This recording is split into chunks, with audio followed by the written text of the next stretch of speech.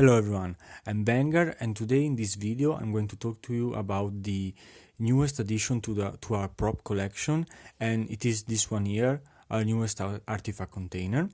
I've shown a couple of photos in the past few weeks, but I also decided to make a video to show you the prop in better detail.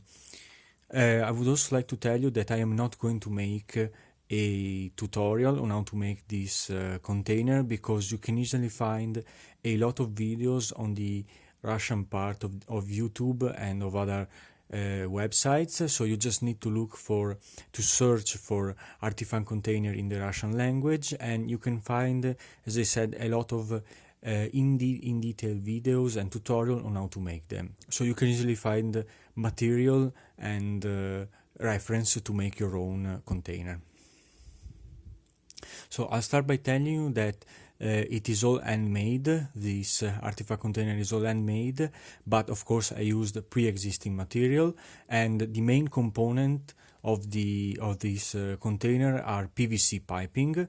So you can just go to a shop which sells PVC piping and choose the type of piping that is going to be adequate for your project. And of course I painted it to look like this, so with a dark brown, and then I added some wear and tear using some metallic paint, so metallic gray paint. This artifact container is pretty big compared to other containers I've seen in the past. This one here can hold one big artifact or two smaller artifacts, like you can see here. But in a few moments I'm going to show you inside what it looks like, and what it can contain. First, I'd like to talk about the tag that we see here in the front of the artifact container, and it is all written in Russian, and I'm going to give you a general translation, a loose translation of what is written and its meaning in general. So as you can see here, we have Ghost 16-3-27-88, and here is the description of what this ghost refers to. And well, first I should tell you what ghost is and what ghost means. So ghost is a set of technical standards found within the states of the Commonwealth of Independent States, so something like Russia, Uzbekistan, and former Soviet states. And as I said, this is a set of technical standards, and this particular ghost number here, this ghost rule, refers to the transport and packaging kits for radioactive substances. So I would say that this is very adequate for an artifact container, considering that many artifacts are radioactive, so they emit ionizing radiation.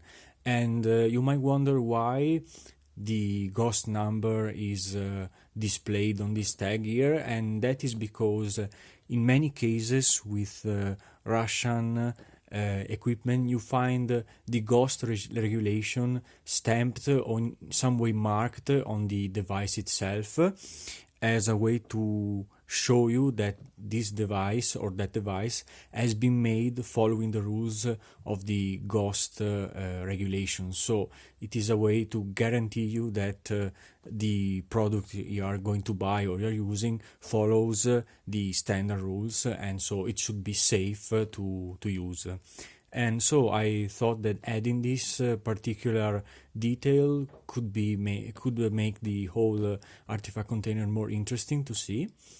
And so in the middle of the tag we have a big radiation or radioactive symbol to simply show you that this particular device is dangerous, because it can emit or it can contain materials which emit ionizing radiation.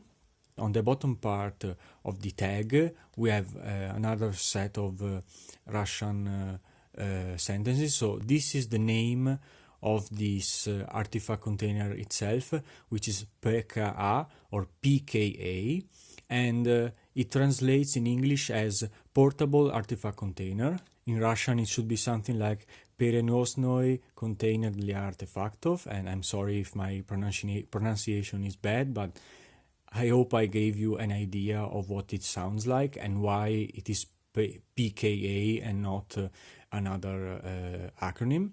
So this is all that there is to know about this tag here on the front of the container. And if we move to the sides of the side of the container, we have the lid or the screw cap with a few other tags. So here we have two radiation symbols, of course, to remind you that it is dangerous to operate this particular device because of ionizing radiation. And this writing here is Russian, and of course it says Apasna, which means danger. So to remind you again of the danger of this particular device. And on the other side we have the same thing, because this container here has two screw caps, so one here and one here. If you wanted to, you could open one side and the other one as well, but I'm going to open only one to show you what's inside. So you just unscrew the cap, and this reveals the inside of the container. So of course here on the inner part of the container we have aluminum foil. I used aluminum foil to make a lining inside of the container, and I did that to simulate the presence of lead, because it is pretty well known that lead is a pretty efficient material at preventing or anyway stopping ionizing radiation from spreading outside of a certain area. So this, as I said, aluminum foil is to simulate lead, and as you can see here, we already have an artifact inside. This is my version of the jellyfish artifact. So, as I said, this is a medium to large artifact, and as I said in the beginning of the video, you can fit two smaller artifacts. You do this, and then you screw on the cap again.